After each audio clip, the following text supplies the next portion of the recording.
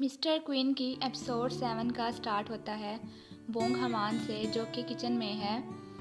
शमन तेज़ी से अपना अमल कर रही है और कहती है, मैं क्वीन की बॉडी में वो देख रही हूँ जो वहाँ नहीं होना चाहिए, एक बुरी रूह। उस पर एक बुरी रूह का कब्जा है। ये सुनकर रॉयल क्वीन जो का मुंह हैरत से खुल जाता है। फिर हमें हॉस्पिटल में बोंग हमान को दिखाया जाता है। इसके साथ एक आदमी मिस्टर हान भी है, जो कि बोंग हमान के साथ बिलू हाउस होता है और बोंग हमान को पसंद नहीं करता। मिस्टर हान बोंग हमान के पास खड़ा है और गुस्सा से कहता है, हमेशा के लिए जाओ, और बोंग हमान का ऑक्सीजन मास्क झटके से उतार देता है। इसके साथ ही बोंग हमान, जो क्वीन सोयोंग की बॉडी के अंदर है, लहरा कर ज़मीन पर गिर पड़ता है। हॉस्पिटल में डॉक्टर्स बोंग हमान को बचाने की कोशिश कर रहे हैं। किंग चोलजोंग, जो जोहवाजिन के पास जा रहा होता है, होंग्योन और रॉयल फिजिशियन को देखता है और पूछता है क्या हुआ है। होंग्योन के कुछ भी बताने से पहले क्वीन का सुनकर वो उसके पास जाने के लिए भागना शुरू कर देता है। दूसरी तरफ जोहवाजिन कमरे में बैठी किंग का इंतजार कर रही है। कोर्ट लेडी चुई आती है और क्वीन को इस तरह देखकर रोना शुरू कर देती है और कहती है, आप इस तरह से नहीं मर सकती। डॉक्टर्स अभी तक बोंग हमान की जान बचाने की कोशिश कर रहे हैं। बोंग हमान की रूह वापस अपने जिस्म में आ जाती है। वो कहता है, क्या मैं वापस आ गया हूँ, और अपनी आंखें खोल देता है। डॉक्टर कहता है, बोंग हमान तुम मरते मरते बचे हो। बोंग हमान समझता है ये डॉक्टर मुझसे बातें कर रहा है और कहता है, मुझे लगा मेरी ज़िंदगी एक औरत के जिस्म में हमेशा के लिए ट्रैप होकर ख़त्म हो जाएगी। डॉक्टर नर्स से पूछता है, इसको इस हालत में कितने दिन हो गए हैं। नर्स बताती है 1 हफ्ता। डॉक्टर कहता है ये अब वेजिटेटिव स्टेट में है। ये सुनकर बोंग हमान कहता है, मैं बिल्कुल ठीक हूँ, और कहता है मैं वापस आ गया हूँ। मगर कोई इसको सुन नहीं रहा होता, वो सिर्फ सोच रहा होता है। अब नए सीन में किंग भागकर आता है और क्वीन सोयोंग को उठा लेता है और कहता है, मेरी मलका प्लीज उठो। फिर रॉयल शेफ से पूछता है क्या हुआ है आखिर। रॉयल शेफ बताता है ये अचानक खड़ी हुई और फिर गिर गई। ये सुनकर कोर्ट लेडी चुई कहती है, इन्हें जरूर जहर दिया गया होगा। रॉयल शेफ कहता है, ऐसा नहीं हो सकता, क्वीन ने यहाँ से कुछ नहीं खाया। किंग परेशानी से पूछता है, क्वीन ने यहाँ क्या किया, क्या उसने खाना बनाया। रॉयल शेफ कहता है, हाँ। इसके साथ ही रॉयल फिजिशियन आता है और क्वीन का मुआयना करता है और कहता है ये वेजिटेटिव स्टेट में है। ये सुनकर सब परेशान हो जाते हैं। किंग क्वीन को उठाकर कमरे में ले जाता है। शमन रॉयल क्वीन जो से कहती है, आपको क्वीन की बॉडी के अंदर इवल स्पिरिट से छुटकारा हासिल करना होगा। रॉयल क्वीन पूछती है कैसे। शमन कहती है, हमें डेजा जोन हॉल, जो कि क्वीन का बेडरूम है, उसके गिर्द कुछ बुरी चीज़ें रखना होंगी और एग्जोर्सिज्म परफॉर्म करना होगी। ये सुनकर हादमा कहती है, महल में एग्जोर्सिज्म परफॉर्म करना खतरनाक साबित हो सकता है। मगर शमन कहती है, हमें ये सिर्फ महल में ही करना होगा। अब हमें कोर्ट लेडी कैंग को दिखाया जाता है, जो कि क्वीन के बेडरूम की सफाई करते हुए कोई चीज़ छुपा लेती है। असल बोंग हमान के पास वही डिटेक्टिव आते हैं जो पहली किस्त में उसे पकड़ने आए थे। बोंग हमान उनकी बातें सुन रहा है। यहाँ उसको पता चलता है ये सब मिस्टर हॉर्न ने किया है। किंग क्वीन को लाकर कमरे में लिटाता है। रॉयल फिजिशियन क्वीन का इलाज शुरू करता है। क्वीन अचानक आंखें खोल देती है और रॉयल फिजिशियन का गिरबान पकड़कर कहती है, मैं इसे चबा जाऊंगी। फिर किंग की तरफ देखती है और कहती है, तुम यहाँ क्यों हो, और दोबारा बेहोश हो जाती है। किंग के पूछने पर रॉयल फिजिशियन कहता है, ये अभी भी खतरे में है, आज की रात बहुत अहम है। एक कोर्ट लेडी जो हवाजिन के पास आती है और उसे बताती है क्वीन बेहोश हो गई थी, इसलिए किंग डेजर हॉल में है और आज रात क्वीन के पास ही रहेगा। ये सुनकर जो हवाजिन को अच्छा नहीं लगता। अब हमें नए सीन में दिखाया जाता है एक्सोर्सिज्म परफॉर्म करने के लिए एक कोर्ट लेडी शमन के कहने पर डेजर जॉन हॉल के गिर्द ज़मीन में कुछ दबा रही है। दूसरी तरफ कोर्ट लेडी कैंग क्वीन के बेडरूम से लाया गया कपड़ा कोर्ट लेडी को देती है, जिस पर वो कहती है इस बारे में किसी को पता नहीं चलना चाहिए वरना तुम खतरे में आ जाओगी। कोर्ट लेडी वो कपड़ा लाकर रॉयल क्वीन जो को देती है। इस दौरान जो हवाजिन आ जाती है और सब तैयारियों को हैरानी से देखती है, जिस पर रॉयल क्वीन जो कहती है यहाँ एक बहुत बड़ी दुआ की जाएगी। ये सब उस दुआ के लिए तैयारियां हैं। जो हवाजिन कहती है आपने मुझसे कहा था तुम्हें खुद से कुछ करने की ज़रूरत नहीं। अगर मैं खुद से कुछ करना चाहूँ तो उसका मतलब है मैं क्वीन पर काबू पा सकती हूँ। इस बात पर रॉयल क्वीन जो कुछ नासमझी से जो हवाजिन को देखती है। किम ब्योंगिन अभी तक उस कपड़े की इन्वेस्टिगेशन कर रहा है जो उसने किंग के साथ लड़ाई में उठाया था। किम ब्योंगिन के कपड़ा दिखाने पर एक यूनक बताता है कि उसने कुछ दिन पहले प्रिंस योंग प्योंग को ये कपड़ा जलाते देखा था और वो ब्योंगिन को सब बता देता है। ये सुनकर ब्योंगिन सोचता है क्या इस सब के पीछे किंग हो सकता है। अब हमें ग्रैंड क्वीन डोजर को दिखाया जाता है जो ये सुनकर कि रॉयल क्वीन जो और जो हवाजिन महल में कोई रिचुअल परफॉर्म करने वाली हैं कहती है मैंने सोचा था जो हवाजिन चालाक है मगर वो भी रॉयल क्वीन जो जैसी है। फिर कहती है ये अच्छी खबर है, मैं इन दोनों औरतों को सबक सिखाऊंगी।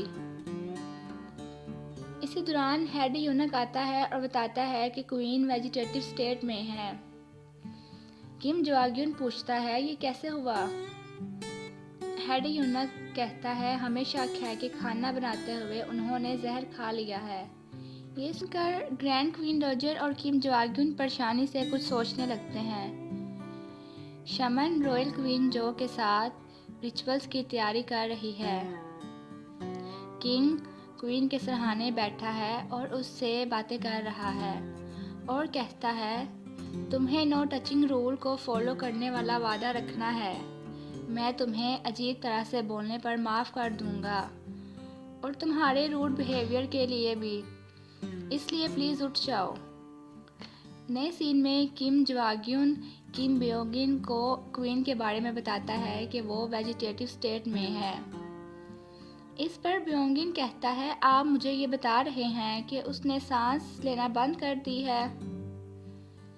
किम जोआग्युन कहता है खुशकिस्मती से उसकी सांस बहाल हो गई है। मैं चाहता हूँ तुम अपने डिपार्टमेंट को सियोनवोंजन हॉल जो कि रॉयल क्वीन जो का है वहाँ लेकर जाओ। हमारा इशारा रॉयल क्वीन जो और जो हवाजिन की तरफ है। सियोनवोंजन हॉल में तेज़ी से रिचुअल अदा की जा रही है। किम ब्योंगिन अपने आदमियों के साथ अंदर दाखिल होता है और कोर्ट लेडी की गर्दन पर तलवार रख लेता है। ये देखकर रॉयल क्वीन जो कहती है तुम्हारी हिम्मत कैसे हुई यहाँ दाखिल होने की। तुम्हें लगता है ऐसा करके तुम बच जाओगे।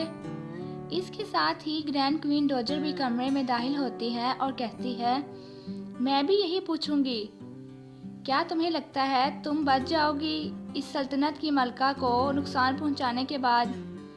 ये सुनकर royal queen grand queen dozer के कदमों में गिर जाती है और कहती है मैं तो सिर्फ अमन के लिए दुआ कर रही थी।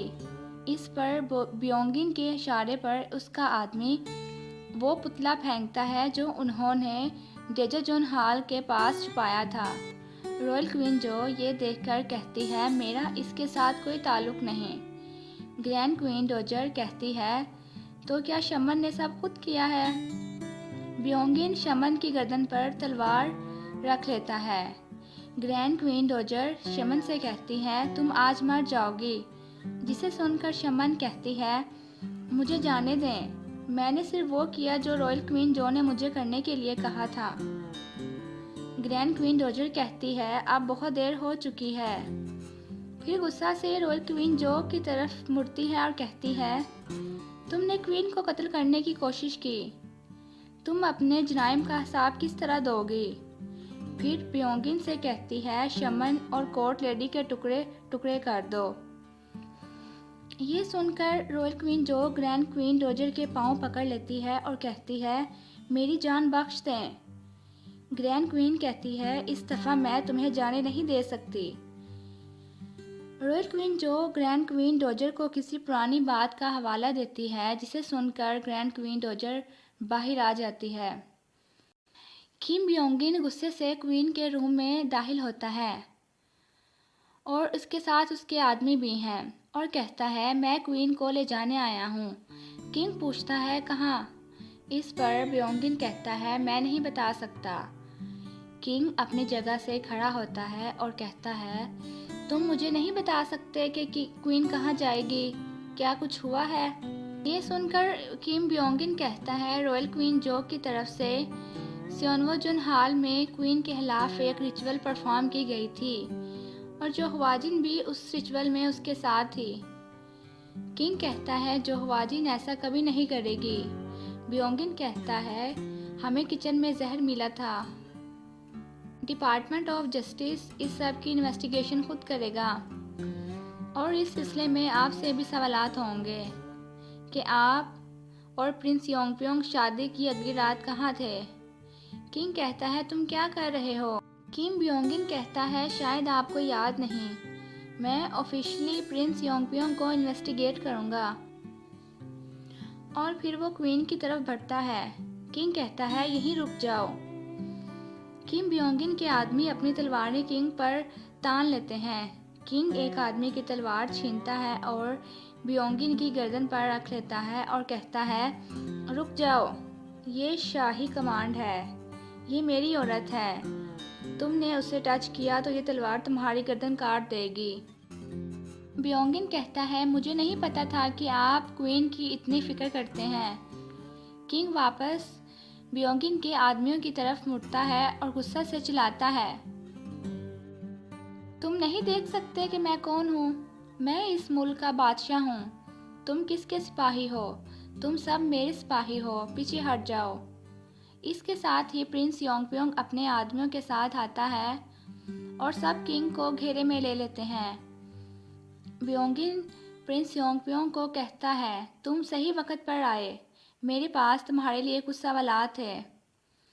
ये सुनकर किंग कहता है, मैं वाक़े को पहले खुद एग्जामिन करूँगा ताकि इस दफ़ा तुम किसी मासूम पर इल्ज़ाम ना लगा सको। फिर कहता है, क्वीन को उसके घर मूव किया जाएगा। किंग कोर्ट लेडी चुई को शाही पालकी लाने का हुक्म देता है। किंग क्वीन को पालकी में लटाता है और होंग्युन से कहता है, उसको एहतियात से लेकर जाना। प्रिंस योंगप्योंग किंग को इस तरह क्वीन की फिक्र करते खड़ा देखता है। क्वीन को पालकी में महल से ले जाया जाता है। डायरेक्टर होंग कमरे में बैठा क्यूट किम हवान के बारे में सोच रहा है। शाही मुलाजिम उसे बताता है कि महल में उसे बुलाया जा रहा है। क्यूट किम हवान गली में दुखी घूम रहा होता है। एक आदमी को देखकर उसे लगता है ये उसका दोस्त है, ली सांग बांग, जो कि असल में क्वीन है। वो भाग कर जाता है और उसके गले लग जाता है। आदमी पीछे मुड़ता है। क्यूट किम हवान उसे देखकर कहता है, सॉरी, मुझे लगा मेरा दोस्त है। वो आदमी कुछ एरोटिक बुक्स किम हवान को पकड़ाने की कोशिश करता है। इसी दौरान सिपाहियों के आने पर कहता है, ये बुक्स मुझे किम हवान बेच रहा था। सिपाही दोनों को गिरफ्तार करके ले जाते हैं। अब हमें दोबारा किंग और योंगप्योंग को दिखाया जाता है। इनके साथ डायरेक्टर होंग भी बैठा हुआ है। किंग कहता है, उसने खास तौर पर मुझसे शादी की रात के बारे में पूछा। डायरेक्टर होंग कहता है, क्वीन ने ज़रूर उसे बताया होगा। किंग कहता है अगर उसे पता होता कि मैंने क्वीन को मारने की कोशिश की थी तो वो अब मुझसे इन्वेस्टिगेशन कर रहा होता।